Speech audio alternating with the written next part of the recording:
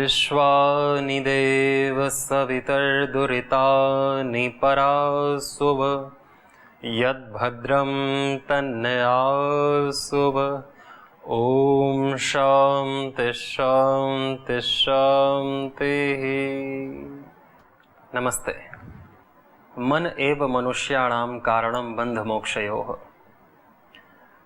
मन ही हमारा मित्र है और मन ही हमारा शत्रु है, ऐसा शास्त्र कहते हैं।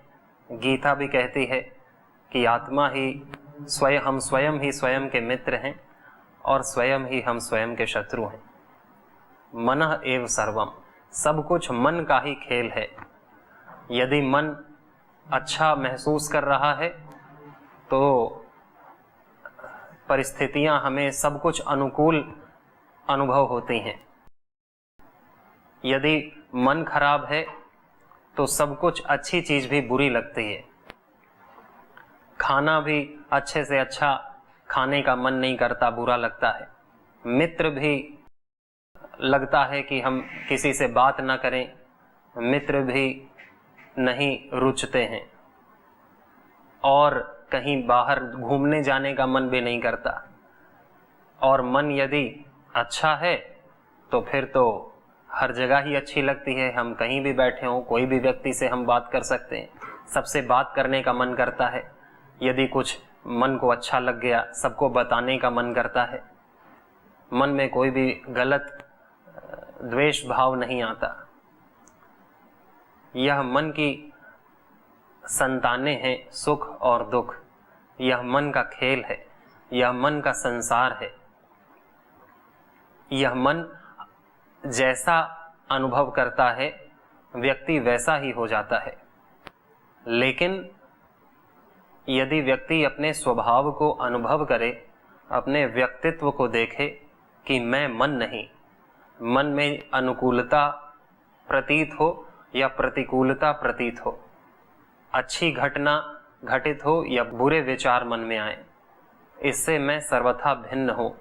मैं शुद्ध चेतन तत्व आत्मा हूं, सबसे निर्लेप।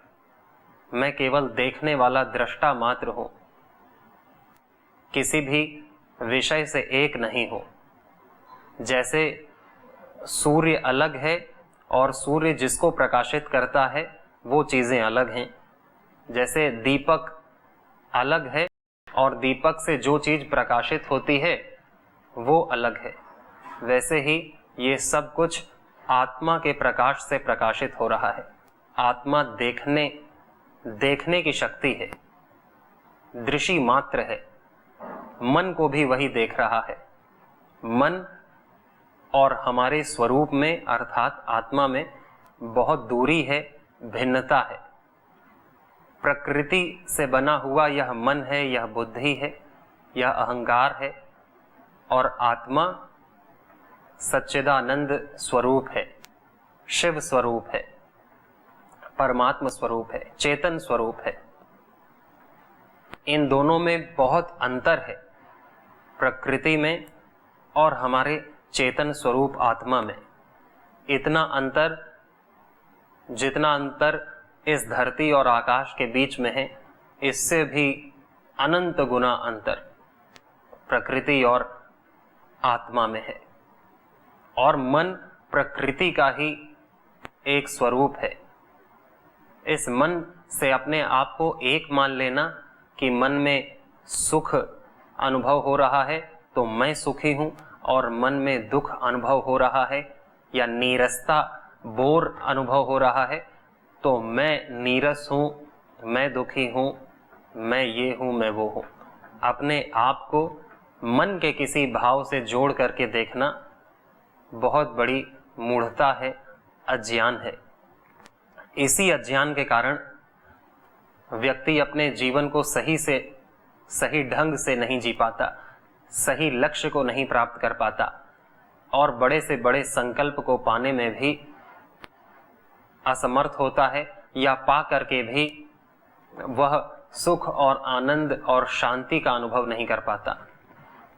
क्योंकि गलत रास्ते पर जो चलेगा उसकी हर मंजिल गलत ही मिलेगी। कमजोर नींव पर जो भी भवन जितनी भी मंजिल का खड़ा होगा वो भवन कमजोर ही होगा और उसे ढहना ही है। तो अपने आप को, अपने व्यक्तित्व को यदि हम कुछ और मान करके अपने जीवन को जिएंगे तो इस जन्म में क्या, हर जीवन में हम दुख को ही प्राप्त होंगे, सुख को नहीं। क्षणिक सुख के बाद घनघोर अंधकार को प्राप्त होंगे। अपने सही व्यक्तित्व, सही स्वरूप को ध्यान में रखते हुए यदि हम जीवन जीते हैं फिर कोई दुख नहीं होता, क्योंकि कोई दुख आत्मा को नहीं छू सकता। आत्मा सबसे निर्लेप है। हमारा सही व्यक्तित्व है शुद्ध चेतन तत्व, निर्दोष, निर्लेप, जिसे कोई संक्रमित नहीं कर सकता। और मन क्या है? मन वस्तु, व्यक्ति, परिस्थितियों से बनाया जाता है। किसी ने बोल दिया कि आपके कपड़े बहुत अच्छे लग रहे हैं, आज आप बहुत सुंदर लग रहे हैं, ये कपड़ा कहाँ से खरीदा, ये तो बहुत महंगा है, ये ब्रांड बहुत अच्छा है, तो मन खुश हो जाता है। मन खुश हो जाता है। मन क्या खुश होता है? हम ही खुश हो जाते हैं कि वाह, मेरी कितनी तारीफ हो रही है, मेरे कपड़ों की कितनी तारीफ हो रही है, मैं सच में बहुत अच्छा हूं। कोई कहता है कि आप तो बहुत अच्छे वक्ता हैं, आप तो बहुत धर्मात्मा हैं, बहुत पुण्यात्मा हैं, बहुत शीलवान, चरित्रवान हैं, बहुत धनवान हैं, बहुत सम्माननीय हैं, आपसे तो सभी मित्रता करना चाहते हैं। तो हम बहुत खुश हो जाते हैं, जैसे वो मेरी ही कर रहा हो। लेकिन व्यक्ति तो अपने ज्ञान के अनुसार बोल रहा है, और जिसको भी बोल रहा है वो मैं नहीं हूं। या तो वो कपड़ों को बोल रहा है, या शरीर को बोल रहा है, या परिस्थितियों को बोल रहा है। और ये आत्मा सबसे, इस प्रकृति से दूर है। यह प्रकृति आत्मा का स्वरूप नहीं, ये सब प्रकृति के स्वरूप हैं, जिसकी भी उसने तारीफ की। और वो विचार जो हमने सुना वो मन में आ रहे हैं, और मन भी मैं नहीं, लेकिन हम सोचते हैं कि ये मेरे लिए ही बोला जा रहा है और मैं सच में अच्छा वक्ता हूं, धर्मात्मा हूं, पुण्यात्मा हूं, बहुत ही सुंदर हूं, सुशील हूं। ये सब हम अपने को सोच लेते हैं, और हमने नहीं अनुभव किया, ये दूसरे ने अनुभव करवाया हमको कि तुम ऐसे हो, और हम मान गए। किसी की भी बात हम मान जाते हैं बड़ी आसानी से, यदि वो हमारे सुख के लिए कही गई है, उससे हमारा सुख बढ़ रहा है तो और फिर दूसरा व्यक्ति कोई आ करके उसी पे आघात करे कि तुम बहुत नीच हो, अधम हो, मलेच्छ हो, तुम बहुत दरिद्र हो, क्रूर हो, द्वेषी हो, तुम बहुत अज्ञानी हो, मूढ़ हो। ये सब सुन करके क्रोध आ जाता है, क्योंकि ये सब फिर जो अच्छे शब्दों ने जो एक व्यक्तित्व निर्माण किया था उस पे कोई आकर के चोट करता है तो हमारे अहंकार को चोट लगती है, और उससे हमारे अंदर उबाल सा आता है कि हम वो सह नहीं पाते उन शब्दों को, और जो बोलता है वो सदा के लिए हमारा शत्रु बन जाता है, और हमारा चित्त अशांत हो जाता है। हम क्रोधी हो जाते हैं, हम कामी हो जाते हैं, हम लोभी हो जाते हैं, हमारा पूरा व्यक्तित्व ही विकृत हो जाता है, क्योंकि ये विकार से ही बना था और विकार ही इसे बिगाड़ रहे हैं। हमने सत्य पर ध्यान न दिया कि मैं तो शुद्ध चेतन तत्व हूं, मैं तो नित्य शुद्ध बुद्ध मुक्त स्वभाव वाला सच्चिदानंद स्वरूप हूं। तत्वमसि शिवोहम शिवोहम अहम ब्रह्मास्मि। मैं तो सबका प्रकाशक हूं, इस मन का प्रकाशक हूं। इस मन के विचार मुझको, आत्मा को दुखी नहीं कर सकते। यदि मैं आत्म रूप में जी रहा हूं तो, यदि मैं मन बन करके जी रहा हूं तो मन को तो उसके बारे में जो अच्छा कहा गया अच्छे लगेंगे, उसके बारे में जो बुरा कहा गया बुरे लगेंगे। तो ये विचलन, ये सम्मान अपमान, ये सब घटित होता है मन में। इसीलिए कहते हैं ये मन का संसार है। मन किसी को अपना मानता है, किसी को पराया मानता है, किसी को मित्र मानता है, किसी को शत्रु मानता है।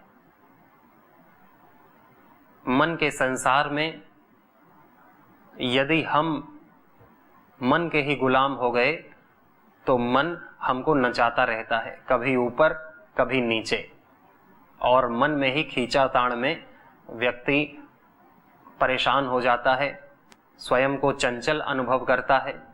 जबकि आत्मा चंचल नहीं है, आत्मा स्थिर है। तो या तो हम आत्मा में स्थिर हो जाएं और या तो मन में स्थिर होकर के चंचल हो जाएं, क्योंकि मन में कभी हम स्थिर नहीं हो सकते। मन चंचलता का ही नाम है, राजसिक है। तो मन सुख दुख में, पाप पुण्य में, इन सब में हमें लाभ हानि में, सर्दी गर्मी में परेशान करता रहेगा। और फिर नीरसता का अनुभव भी मन में होता है।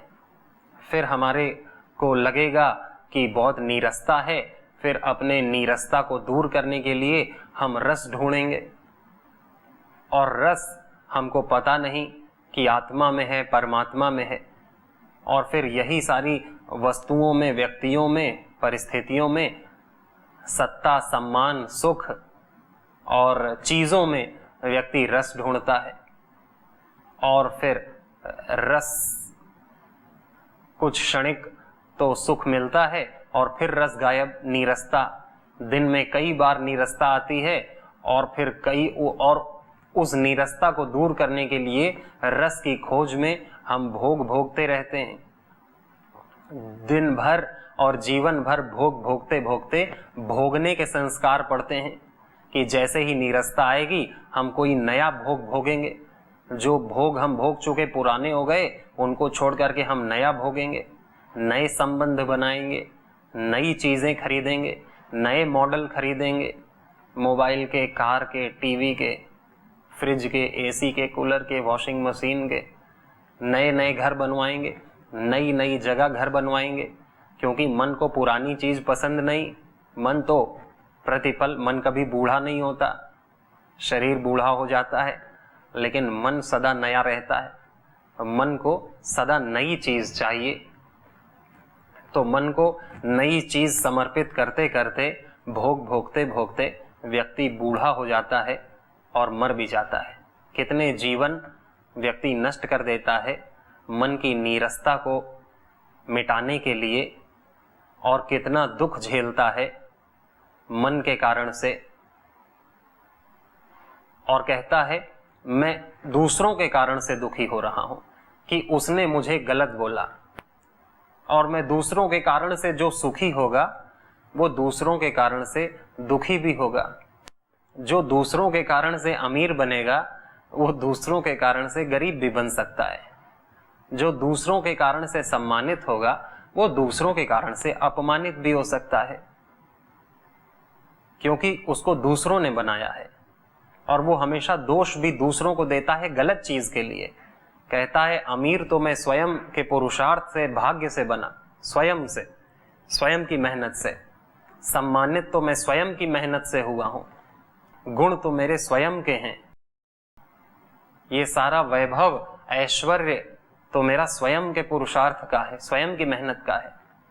लेकिन अच्छी अच्छी चीजें तो वो स्वीकार करता है, लेकिन बुरी चीजों को वो दूसरे पे आरोपित करता है कि ये जो मेरी गरीबी है, दरिद्रता है, ये दूसरों के कारण से है, दूसरों ने मेरा हक छीन लिया। मैं आज अपमानित हुआ हूं तो इस व्यक्ति की बदौलत मैं अपमानित हुआ हूं। आज मैं दुख में जीवन, कष्ट में जीवन जी रहा हूं तो इनके कारण से, आप इस भाई के कारण से, इस बहन के कारण से, माता पिता के कारण से, इस दोस्त के कारण से, इस शत्रु के कारण से। यानी अच्छी चीज तो हम अपने कारण से समझ लेते हैं और बुरी चीज दूसरों के कारण से समझ लेते हैं, क्योंकि हमने दूसरों ने ही इस व्यक्तित्व को बनाया और दूसरे इसे बिगाड़ सकते हैं।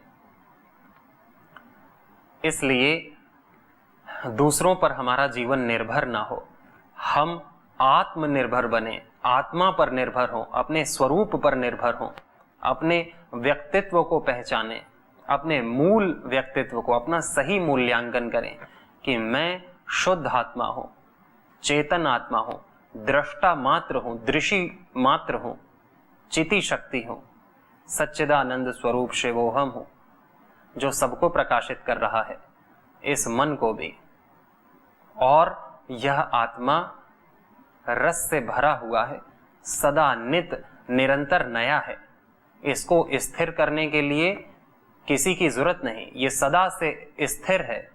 इसको शांत करने के लिए किसी की जरूरत नहीं, ये सदा शांत है, इसमें कोई हलचल नहीं, ये निर्लेप है, इसमें कोई दोष नहीं, ये निर्दोष है, ये सदा पवित्र है, सदा सात्विक है, सदा आनंदमय है। ये आत्मा परमात्म स्वरूप है। ये मन नहीं, ये मन प्रकृति का है, जड़ है, राजसिक है। ये इंद्रियां तामसिक हैं, स्थिर हैं।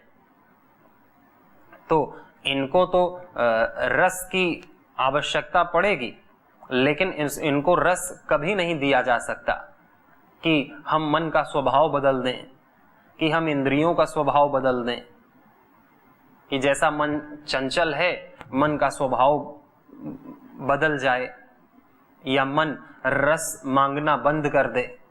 आज हमने मन को कोई रस दिया, कल वो दोबारा रस मांगेगा, कि मन का पेट हम भर दें।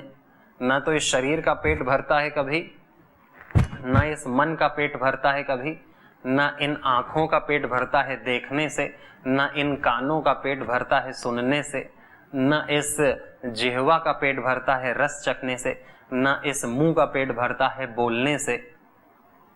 किसी भी इंद्रिय का पेट भरना असंभव है। इतने जन्मों से हम इन इंद्रियों में विषयों को डालते रहे, रूप रस गंध आदि को, शब्द स्पर्श रूप रस गंध विषयों को हम डालते रहे, अनंत जीवन जिए और अनंत भोग भोगे, अनंत विषय हमने डाले। लेकिन आज भी बोलने की इच्छा और होती है, सुनने की इच्छा और होती है, देखने की इच्छा और होती है। कोई अंधा बहरा नहीं होना चाहता, कोई गूंगा नहीं होना चाहता, कोई भूखा नहीं रहना चाहता, कोई शांत नहीं रहना चाहता। शांत होना भी चाहता है कि मैं शांति चाहता हूं, लेकिन फिर अशांत होना चाहता है। कोई बिना सोचे कितनी देर तक रह सकता है कि मैं कुछ नहीं सोचूंगा, मैं मन को शांत कर लूंगा, निर्विचार कर लूंगा। कोई कितनी देर तक, आधा मिनट, ज्यादा से ज्यादा 1 मिनट, 2 मिनट, 2 मिनट बाद अपने आप मन में विचार आने शुरू हो जाएंगे, पता भी नहीं चलेगा कि कहां से ये विचार घुस आया। मन अशांत होना चाहता है, यानी कि बार बार नए नए विचार अपने भीतर लाना चाहता है। केवल एक स्थिर तत्व है हमारे भीतर, आत्मा। उस आत्मा में यानी स्वयं में, अपने आत्म स्वरूप में यदि हम स्थिर होते हैं, तभी हम स्थिरता का, शांति का, आनंद का, अखंड आनंद का, अखंड शांति का अनुभव कर सकते हैं। और फिर हमें कोई भी दुखी, अशांत, चंचल, हताश, निराश नहीं कर सकता, हमें कोई नीरस नहीं कर सकता, हमें कोई पुराना नहीं कर सकता, हमसे कोई उस शांति को छीन नहीं सकता, उसे चुरा नहीं सकता। ऐसी आत्म शांति है। स्वयं के स्वरूप को जानने से, आत्म साक्षात्कार करने से ऐसी शांति, सुख हमें प्राप्त होती है। और यदि हम इस शरीर को ही मैं माने, तो इस शरीर को तो कोई भी काट सकता है। यदि हम इस मन को अपना स्वरूप माने, तो इस मन को तो कोई भी चोट पहुंचा सकता है, बुरा बोल करके, कोई अच्छा बोल करके भी चोट पहुंचा देता है, और कोई बुरा बोल करके चोट पहुंचा देता है। तो अच्छे में मन फूल जाता है और बुरे में मन पचक जाता है। तो ये फूलना पचकना लगा रहता है, और इसी को हम सुख और दुख मानते रहते हैं कि जिसने अच्छा अच्छा किया, अच्छा अच्छा दिया, तो वो सुख है, और जिसने नहीं दिया या कुछ गलत दे दिया या छीन लिया, वो दुख है। ऐसे दुख से पार जाना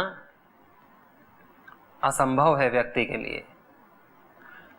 और यदि हमारा लक्ष्य कोई बड़ा है, कोई बड़ा संकल्प हमने लिया है स्वयं को शुद्ध करने का, आत्मशुद्धि का, अपने सभी दुर्व्यसनों से, दुरभ्यासों से, अज्ञान से, अधर्म से, अवैराग्य से, अनैश्वर्य से मुक्त होने का, तो ये तभी संभव है जब हम अपने आत्म स्वरूप को पहचान करके उसमें जिएं। यदि हम आत्मा में नहीं रहते, अनात्मा में रहते हैं, अनात्मा को अपना मानते हैं,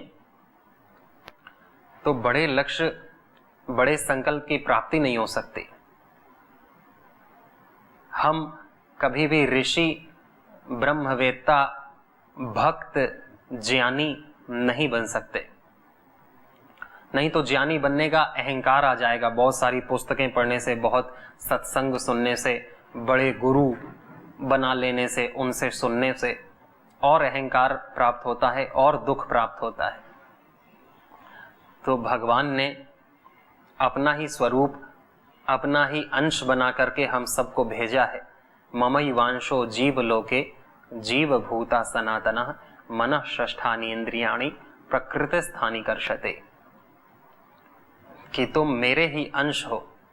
अहम हृदय सर्वभूतानां हृद्देशे अर्जुन तिष्ठति, मैं सबके हृदय में हूं, सभी मेरे अंश हैं, सभी मेरे स्वरूप हैं। और ऋषियों ने भी कहा कि अहम ब्रह्मास्मि, मैं स्वयं ब्रह्म हूं। वासुदेवः सर्वमिति, हर जगह वासुदेव ही है।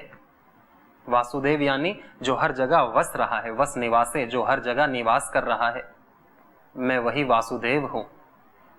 ईशावास्यमिदं सर्वम, कि जो ईश है उससे सारा जगत आच्छादित है, वो सब को ढके हुए है, सब उसी से ओत प्रोत हैं। ओतश्च प्रोतश्च विभुम प्रजासु, इस सारी प्रजा को वह एक विभु तत्व परमात्मा ओत प्रोत किए हुए है।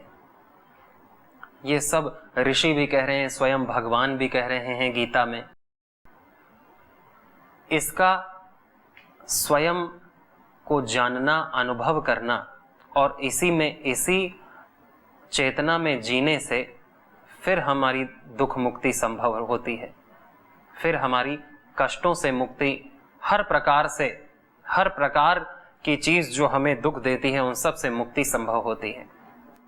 नहीं तो व्यक्ति पूरा जीवन ही अपने अहंकार का पोषण करने में या अपने अहंकार को बचाने में व्यर्थ कर देता है, लगा रहता है कि मेरा अहंकार को कोई ठेस ना पहुंचाए, क्योंकि उसने कहा था मैं बहुत अच्छा हूं, मैं बहुत सुंदर हूं, क्योंकि उसने कहा था मैं बहुत अमीर हूं, क्योंकि उसने कहा था मैं बहुत सम्मानित हूं।